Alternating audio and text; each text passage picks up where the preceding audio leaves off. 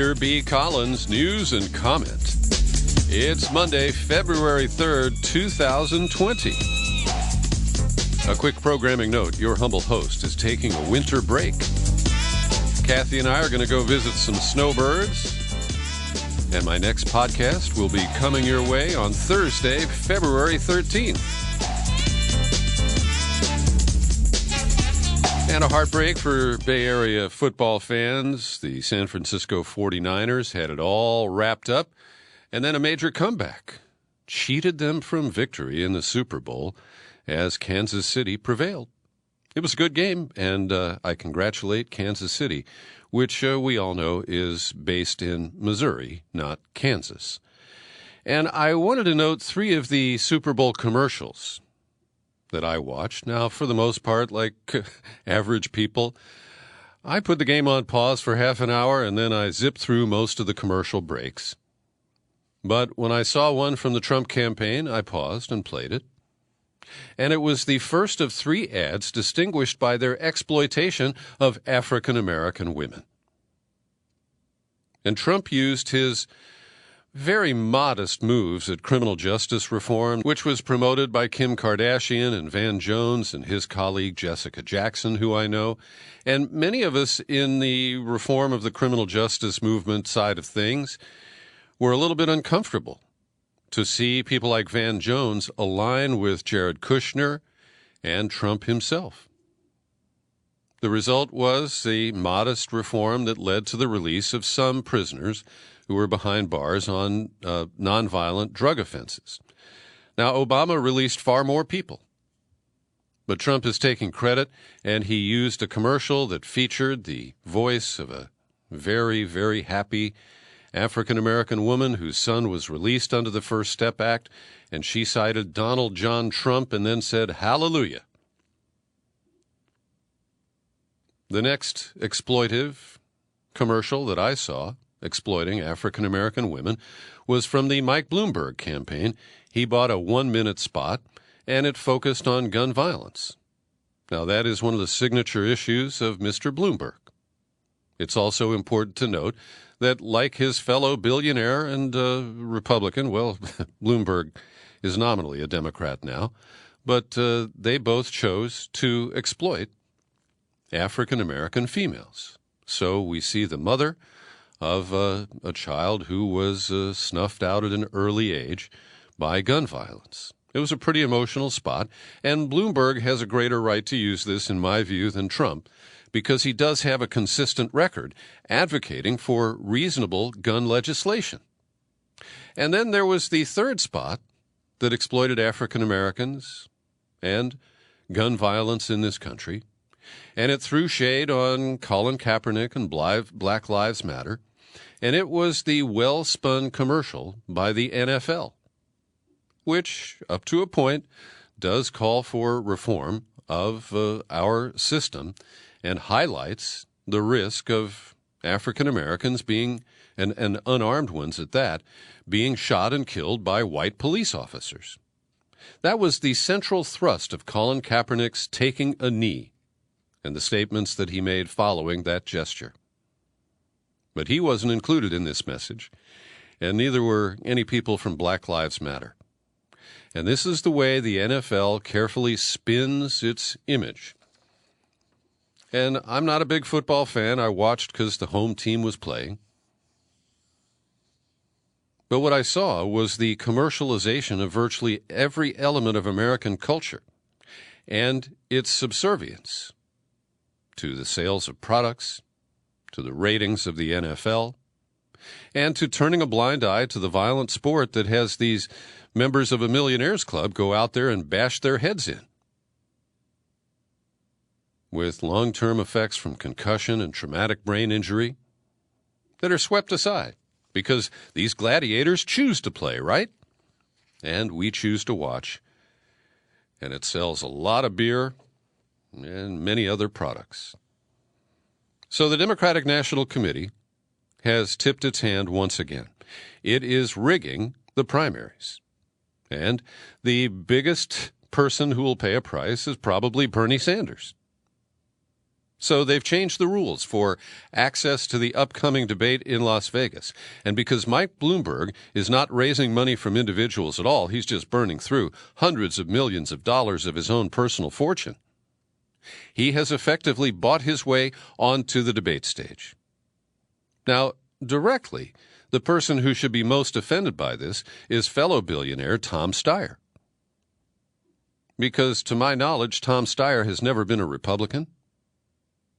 He's just a billionaire who had a little guilt and decided to spend his money trying to fix some of the things that he had profited on, including his own contributions to human-caused climate change.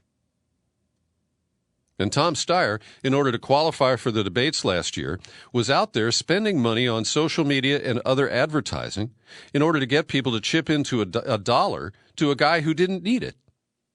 The only reason he wanted the money was to qualify for the debates. And Mike Bloomberg refuses to do that.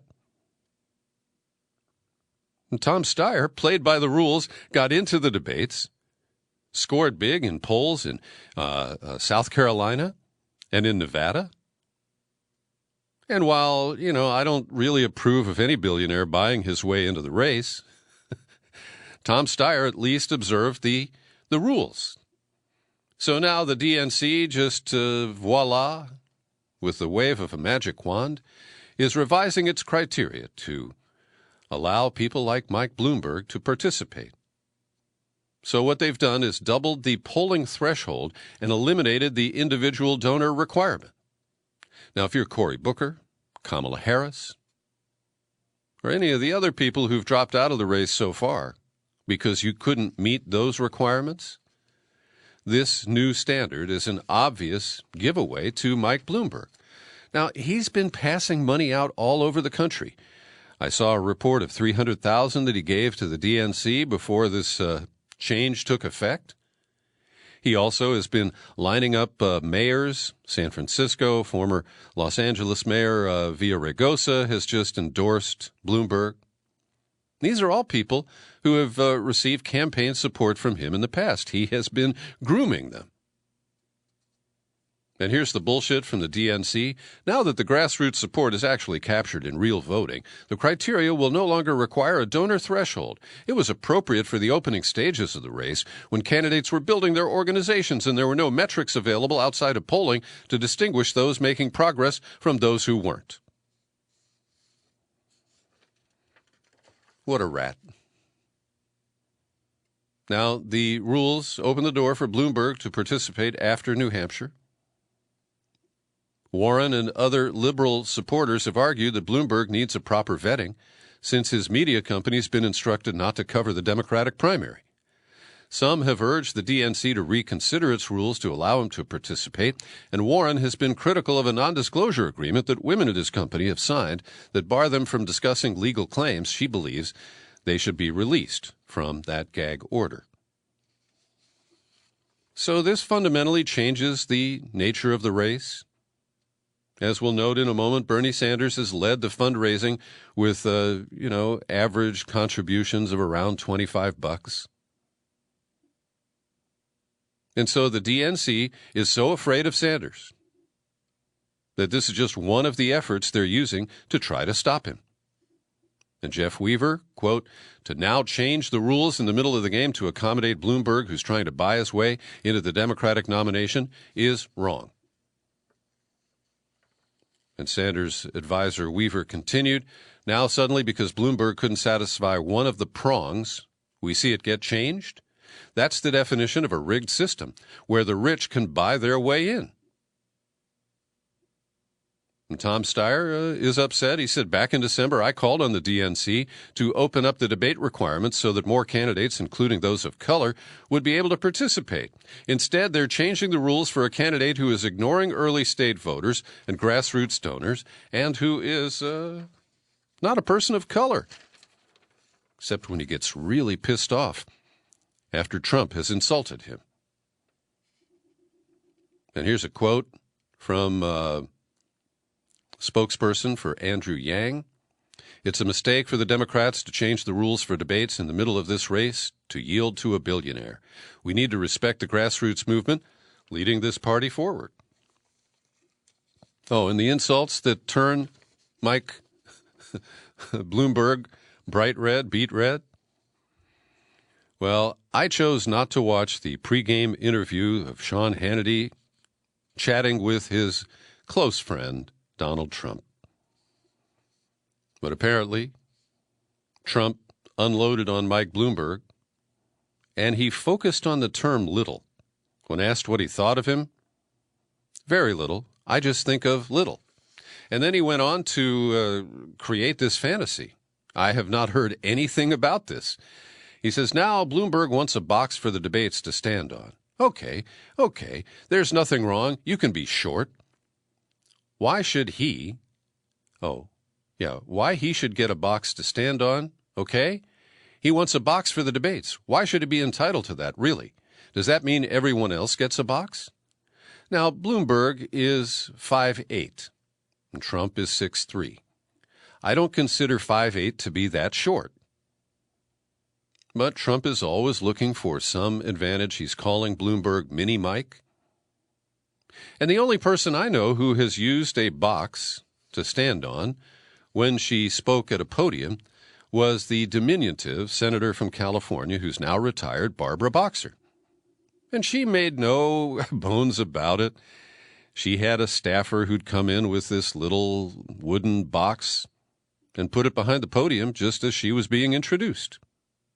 And Robert Reich, who is a small man, he was Bill Clinton's labor secretary.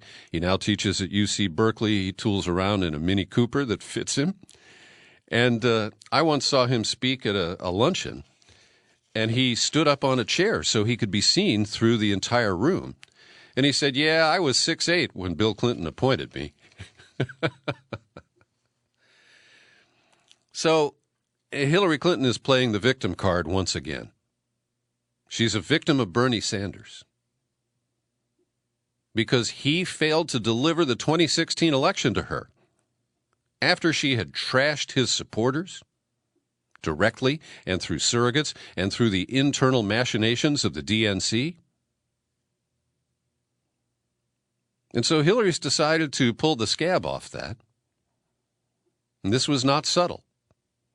In a podcast that was released last week, she was asked what Sanders could do to unite the party against Trump.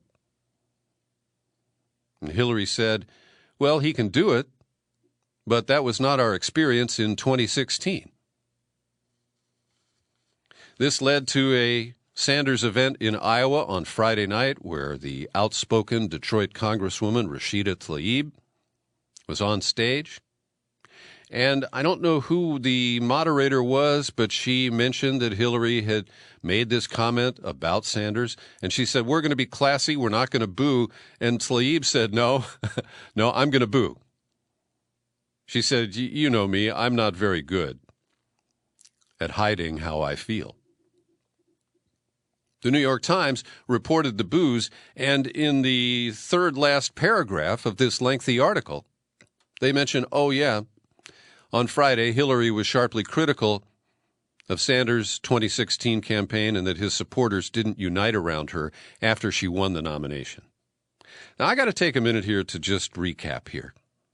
Hillary Clinton views herself as a victim of James Comey, of the email investigation, and Bernie Sanders gave her a pass. Remember, it was in September of 2015 that he said, I'm tired of hearing about your damn emails, and he never raised it again when it was a legitimate and potent electoral issue. Then he did tease her repeatedly about her Wall Street speeches that earned her six-figure amounts, not for her campaign, but for her personal bank account. And it wasn't until WikiLeaks released those in October that people got a chance to see them. Now, Hillary Clinton considers herself a victim of so many different forces. The Russians, the FBI, the media, Trump's misogyny, But she never acknowledges how weak a candidate she was, her self-inflicted wounds. After all, she chose to try to hide her emails on a personal server, thought they would be beyond the reach of Jason Leopold's FOIA requests. And it was Leopold who dogged her about her emails and forced their release. Not Russians. The Russians, if at all, were alleged to have released the emails that Hillary Clinton's team culled out of the official State Department tranche of emails. And so I am so tired of relitigating 2016 from the perspective of Hillary Clinton, the victim. We are the victims of her sense of entitlement, the way she got all those superdelegates lined up well ahead of Bernie Sanders' entry into the race and did not release them. There could not be an open convention. She made sure of that. And how does she think that after that bruising campaign that Sanders could simply order his supporters to fall in line and vote for her? It doesn't work that way, Hillary.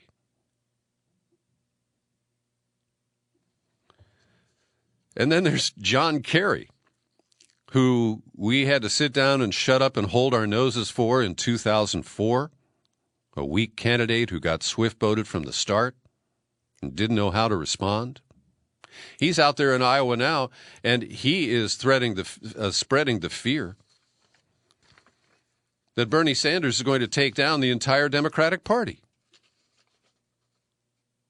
Quote, he fears the possibility of Bernie Sanders taking down the Democratic Party down whole. Kerry's remarks come after Hillary Clinton and Barack Obama both expressed serious misgivings about the prospect of Sanders winning the nomination. And even nice guy Martin O'Malley, who faded early in the 2016 race, I do not believe that he would be a strong candidate for our party in the fall. And except for 3 months out of every 4 years, he's not even of our party. They love to rub that in. That's one of his really beneficial attributes. There are a lot of people who will support Sanders because he is not a dyed-in-the-wool Democrat. He reaches voters who won't vote for Joe Biden or Elizabeth Warren or Amy Klobuchar. And so as we see these calculated attacks, oh, and here's a rich one. Joe Biden and Barack Obama, not a whiff of scandal in all 8 years.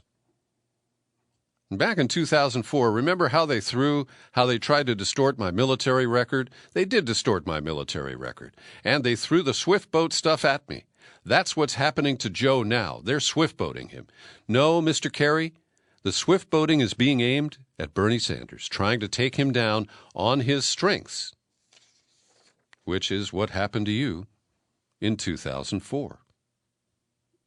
And irrespective of who comes out on top in the Iowa caucuses tonight, and I do have some regrets that I won't be here tomorrow to share my reactions with you, we have one very important reminder. Don't scream. You know something? You know something? If you had told us 1 year ago that we were going to come in third in Iowa, we would have given anything for that. And you know something? You know something? Not only are we going to New Hampshire, Tom Harkin, we're going to South Carolina and Oklahoma and Arizona and North Dakota and New Mexico. And we're going to California and Texas and New York. And we're going to South Dakota and Oregon and Washington and Michigan. And then we're going to Washington, D.C. to take back the White House. I still am aghast. I mean, it was so inconsequential. And they doctored the audio to make it seem more aggressive than it was. And the Dean scream took Howard out of the race for good in 2004. So Saturday night, CNN had a big special planned with the Des Moines Register. They were going to unveil the infamous Iowa poll just days before the caucuses take place. And minutes before it was supposed to be unveiled, they said, never mind. And what we're learning is that there was some anomaly in the questionnaires and the contact with voters that eliminated Pete Buttigieg from at least one of the phone calls to a caucus goer. Now, it could have been more widespread than that. We just don't know. And so, to its credit, the Des Moines Register and CNN said, no, we're not going to release this because we can't vouch for its accuracy. And I did see some online questions from Bernie Sanders supporters saying, wow, what's going on here? And I think that they're entirely justified. But I saw a bunch of Warren supporters and Biden supporters on Facebook calling them, Bernie bros who are paranoid. No, these are legitimate concerns. And the Bernie bashing continues apace. In Saturday's New York Times, they had two columns that were separated only by the fold in the newspaper. First, Timothy Egan, Bernie Sanders can't win. The next month presents the last chance for serious scrutiny of Sanders, who's leading in both Iowa and New Hampshire. After that, Republicans will rip the bark off him. When they're done, you will not recognize the aging, mouth-frothing, and business-destroying commie from Ben & Jerry's dystopian dairy. Demagogy is what Republicans do best, and Sanders is ripe for caricature. Now, he's already been parodied, pilloried, made fun of. He's crazy Bernie. But this kind of stuff, similar to the way attacks on Trump failed to dent his support from his loyal followers, I think they only end up causing greater support. And then Brett Stevens, the former editor of the Jerusalem Post, who has his perch on the New York Times op-ed page, he trotted out Barbara Boxer, the retired California senator. And they recapped an article that I trashed here last week that Stevens calls a superb report in the Times. Bernie Sanders is and his internet army. The piece briefly mentions a 26 incident in which Boxer went to Nevada to try to unify the party after Clinton defeated Sanders in the state's caucus. And by the way, there were problems in the way that caucus was run.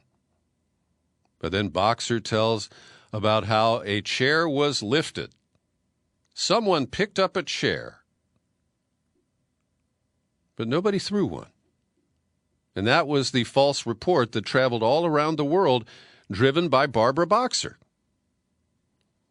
She says, well, the heckling got louder, and then security whispered in her ear, you got to get off the stage. When I left, my heart was pounding, Barbara said. I'd never had that before.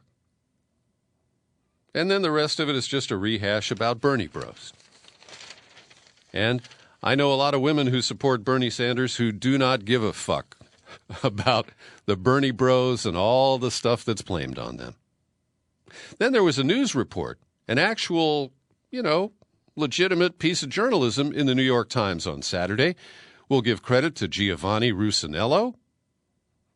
Much of the momentum for Sanders, polling shows, owes to the support of non-white voters, particularly African-American and Hispanic Democrats. And we've been told that only Joe Biden can deliver the black vote in this country because Obama. Well, here in California, the latest poll from UC Berkeley shows Sanders with 26% among likely primary voters. Warren is at 20. Biden is at 15 or so. Sanders has the support of 38% of Hispanic voters, including 41% in households where Spanish is the dominant language. In Texas, Sanders is now showing 36% of the Hispanic vote. Biden has 24% and Warren 10%. And that puts him in a statistical tie with Biden overall. So Sanders is really strong in the polls. His voters are very loyal. You can't smear Sanders and get his supporters to change. Now, some of the undecideds could be swayed by that. I mentioned earlier the Washington Post did an analysis, says that Bernie Sanders was the standout Democratic presidential fundraiser in 2019, 1.4 million distinct donors across the country, and he has $18 million in cash on hand, the most of the non-billionaire candidates so far. Also, I recommend a column over at The Guardian today. Emma Brox is one of their staff opinion writers, and she allows us how she didn't like Bernie in 2016. She was leaning toward Warren and didn't like him during the fall debates. But she says she's embarrassed to admit that when Larry David played Bernie on Saturday Night Live, it alleviated some of my angst toward him, not simply for his policies, but for the more numerous reasons that turn political admiration into something more personal. So she says, to those of my friends who love Bernie, he is a deeply principled politician who, at the symbolic level, triggers warm feelings, often because he reminds them of family. I get the same ping of recognition from Warren, but I recognize this alignment as arbitrary, and that, with some heavy lifting on my part, should the need arise, a relatively painless switch to support Sanders can be made. Now, in those caucuses tonight, we've gotten reports from CNN telling us that there is a DNC counter-disinformation team aimed at taking on those pesky Russians. You know, Cozy Bear and Crazy Bear. Fancy Bear, I'm sorry, not Crazy Bear, it's Crazy Bernie. Anyway, the DNC believes that both Republicans and foreign actors like Russia have an incentive to divide the American electorate and may try to use the Iowa caucus to further that goal. So the DNC hired Nell Thomas, who worked for Hillary Clinton's campaign on the Dark Money Super PAC Correct the Record, run by David Brock. She was one of the trolls out there who was following me and making, I don't know her personally, but there were trolls who were following me, and every time I posted a podcast that was critical of Hillary, I got swarmed by these people. So what we are learning is that the DNC has turned to a Clinton partisan to run the operation to monitor disinformation. They have a new tool called Trendalizer. When stories from websites known to peddle misinformation mention candidates and begin getting shares on social media, Trendalizer detects it, and an alert is sent to the relevant campaigns. And Alan McLeod at MintPress News correctly notes back in 2016, the Prop or Not effort that identified left-leaning independent media outlets here in the United States as at risk of Russian propaganda.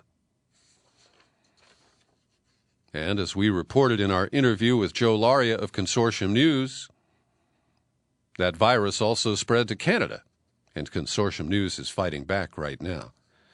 So the first real test of this program comes not from the Ruskies, but from Judicial Watch, the right-wing op run by Tom Fitton that doesn't believe Russiagate. Quoting the Washington Post, the claims of voter fraud were false, proved untrue by public data and the state's top election official. That didn't stop them from going viral as right-wing activists took to Twitter to spread specious allegations of trickery. Now, the claim is that the caucuses have more voter registrations than citizens who are old enough to register. Now, that is pounced on and denounced as false by the Republican Secretary of State in Iowa. But it's not clear if the Democratic team got a whiff of that first and did anything about it.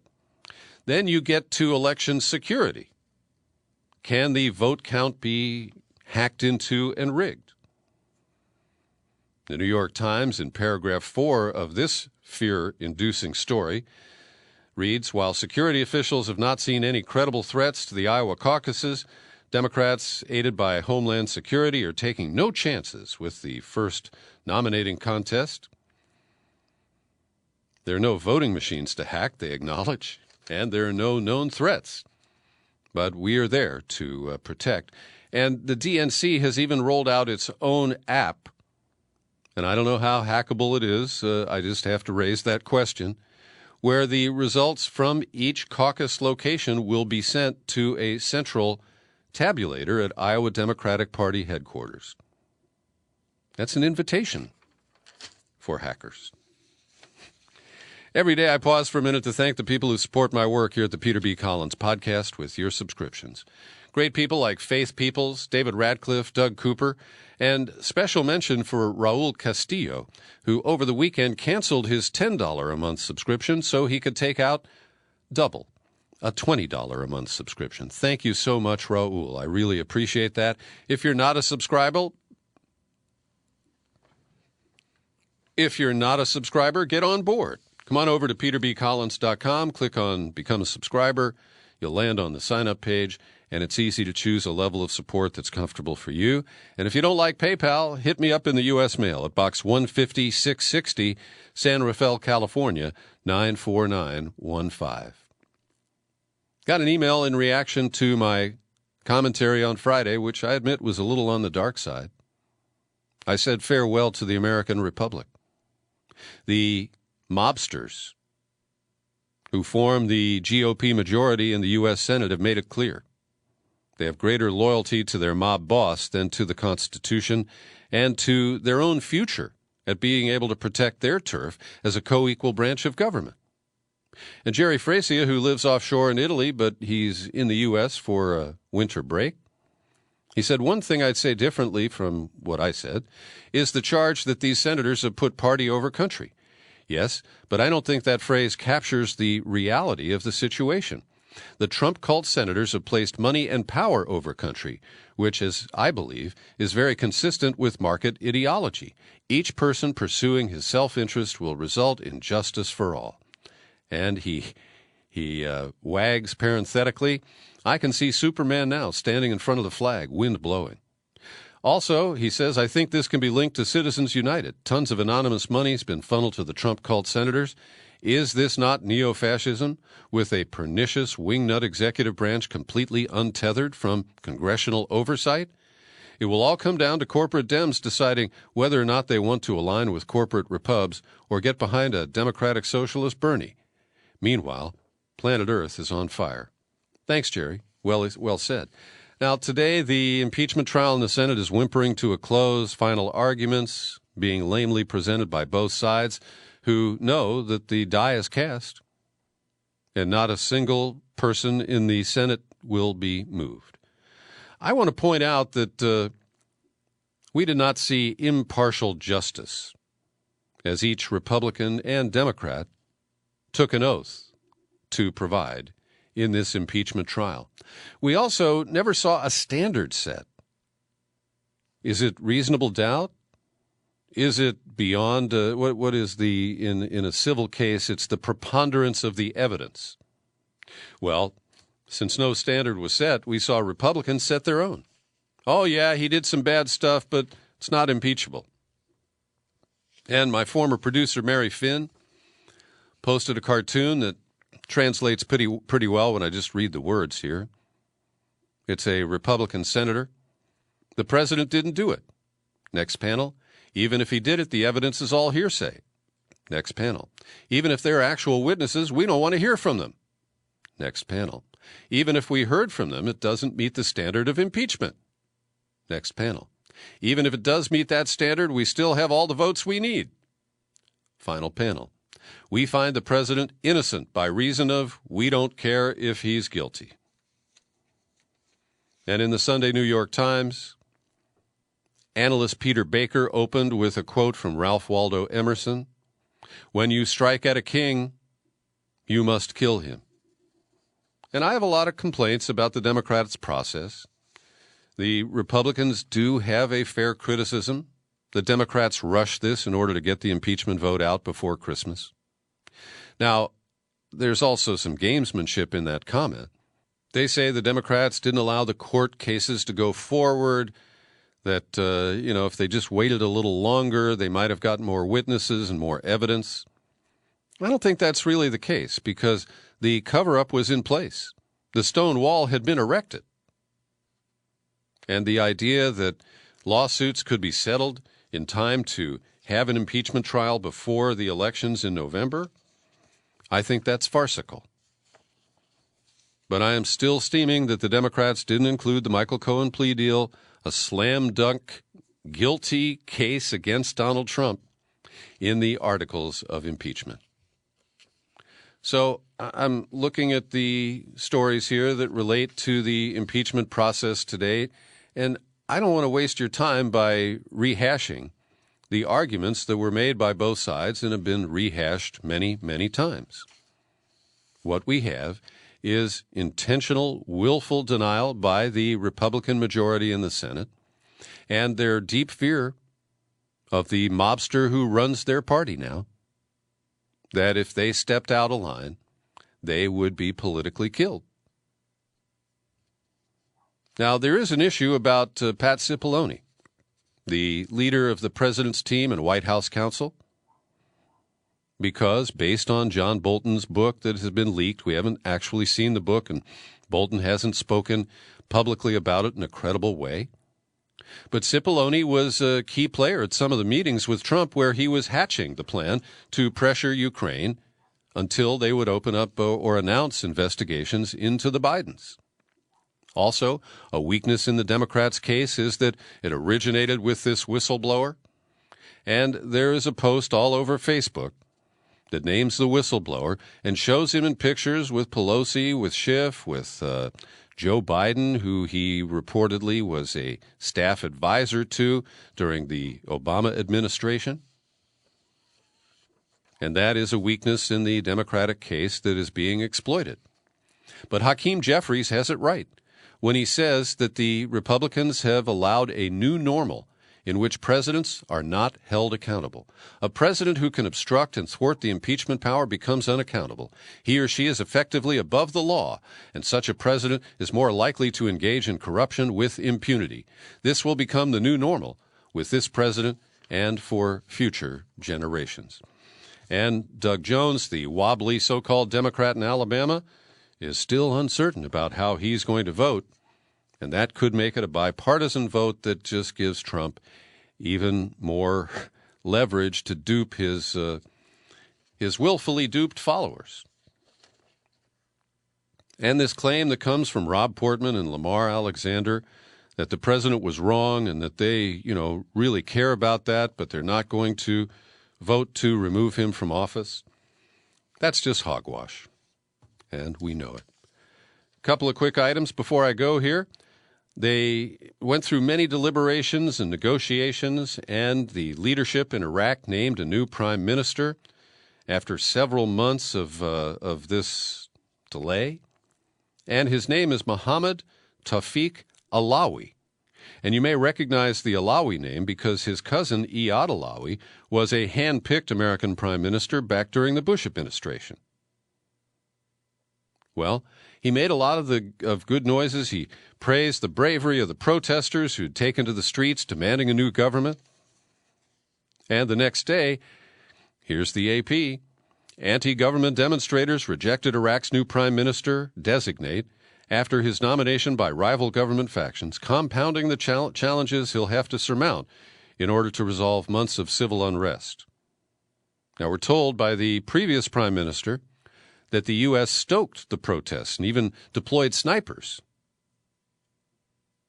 And on Sunday, the Iranian-leaning Iraqi cleric Muqtada al-Sadr told his followers that he supported this new guy.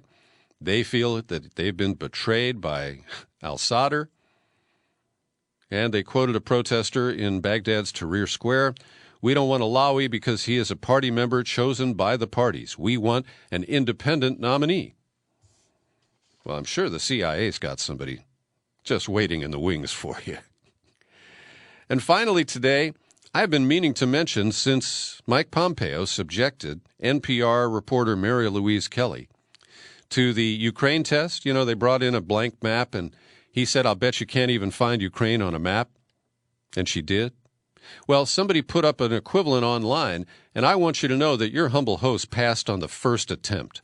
I do know where Ukraine is on a map. And I advocated that American reporters should boycott coverage of the Secretary of State after he retaliated against Mary Louise Kelly and bumped one of her colleagues off the flight, the pool plane, for the trip that he's on right now, including his visit to Ukraine. Well, today, or maybe it was a couple of days ago, political journalists have all gotten together and boycotted a briefing at number 10 Downing Street because Boris Johnson tried to ban select reporters from attending. They tried to exclude reporters from the Daily Mirror, the Huffington Post, Politics Home, the Independent, and others. And after one of Johnson's underlings, Lee Cain, told the banned journalists to leave, the rest of them decided to walk out collectively. Now, this is what American journalists and corporate media reporters with the great hairdos should do. But they won't, because they want to get the next scoop. They want access. They don't care about journalistic standards. Hey, I'll be back on February 13th. Thanks for listening to my daily news and comment podcast. I'm Peter B. Collins. Happy trails to you until we meet again. Happy trails.